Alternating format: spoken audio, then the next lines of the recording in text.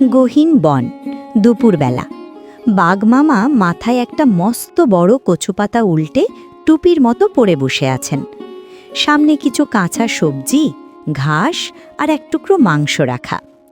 বাঘমামা দুই হাত দিয়ে দুটি পাথর ঘষে আগুন জ্বালানোর বৃথা চেষ্টা করছেন। গাছের ডাল থেকে টুনটুনি পাখি সব দেখছে। ও বাঘ মামা, মাথায় ওটা কি পড়েছো? বনের রাজা কি এবার বৃষ্টি আসার আগেই ছাতা মাথায় দিয়ে বসেছে নাকি? আর পাথর ঘষে ঘষে কি হাত দুটো ক্ষয় করে ফেলবে? আরে থাম তো পুচকে পাখি, তুই কিছু বুঝিস না। এটা হলো বাবুর্চিদের টুপি। আমি ঠিক করেছি, আজ থেকে আর কাঁচা মাংস খাবো না। গ্রামের মানুষেরা কেমন মশলা দিয়ে রান্না করে গপাগপ খায়। আমি বনের রাজা, আমি আজ থেকে রান্না করে খাবো। আমি হব এই বনের সেরা শেফ।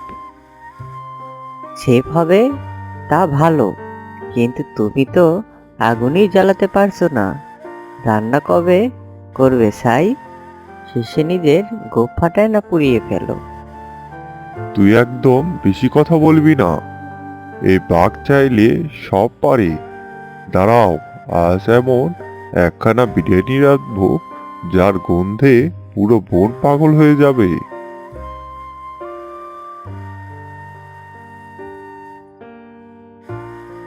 আহা, কি দৃশ্য! বনের রাজা আজ শেফ হয়েছে। তা মামা, আপনার হাতে জাদু তো আমি নিজেই জানি, কিন্তু আপনার মতো বড় রাজা কি আর কাঠখড় পুড়িয়ে ধোয়ার কষ্ট করে রান্না করা মানায়?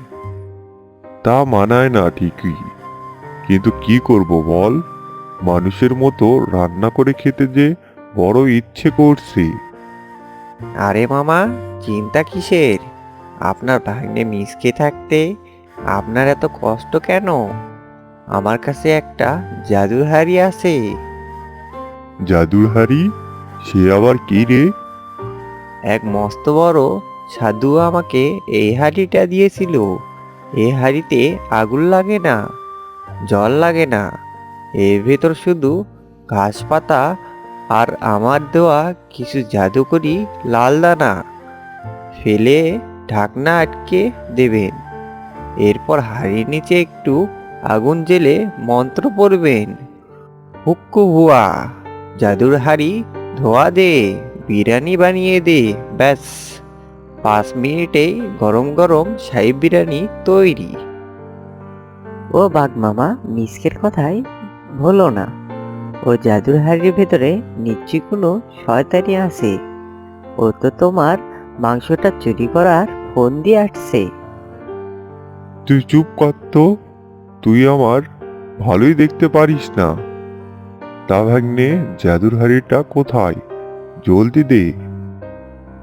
ইয়ে মানে মামা, হাঁড়ি তো দেব, কিন্তু ওই যে আপনার পাশের তাজা মাংসটা, ওটা তো আর আপনার কাঁচা খেতে ভালো লাগবে না।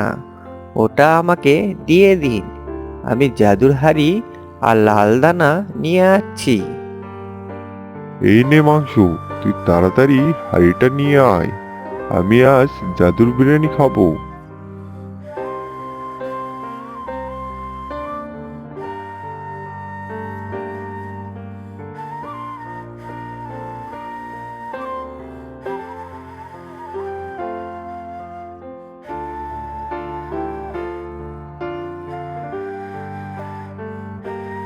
এই নিন মামা, এই হাঁড়ির ভেতর ঘাস পাতা আর এই জাদুকরি লাল দানাগুলো সব ঢেলে দিন।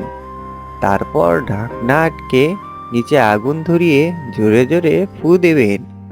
আমি বরং যাই, সাধু বাবা আবার আমাকে ডাকছে। আজ আমার রান্না দেখে বনের সবাই চমকে যাবে। বাঘ মামা, তুমি কিন্তু বিপদে পড়বে। কেমন যেন অদ্ভুত গন্ধ বেড়াচ্ছে হাড়ি থেকে। আহ, জাদুর হাড়ি, কি সুবাস! মনে হচ্ছে বিরিয়ানি পোড়াই হয়ে এলো। আর একটু জোরে ফু দিই। হেয়াচ্ছু হেয়াচ্ছু, ওরে বাবা, হেয়াচ্ছু। আমার চোখ, আমার নাকের ভেতর দিয়ে মনে হচ্ছে আগুন ঢুকে গেছে রে। ইয়াচ্ছু। হি হি হি হি হি। ও মামা, জাদুর বিরিয়ানি কেমন হলো? ঝাল বেশি হয়নি তো? ওরে মিসকে, ইয়াচ্ছু, তুই আমাকে লাল ধানার নাম করে শুকনো লঙ্কা দিয়েছিস। আমার সব পুড়ে গেল রে, বাঁচাও। ইয়াচ্ছু। হি হি হি হি হি হি হি। আহা, বাঘ মামার রান্নার শখ মিটেছে মনে হয়। জাদুর হাড়ির লঙ্কা ধোয়ায় বিরিয়ানির স্বাদ মামার জীবনেও ভুলতে পারবে না।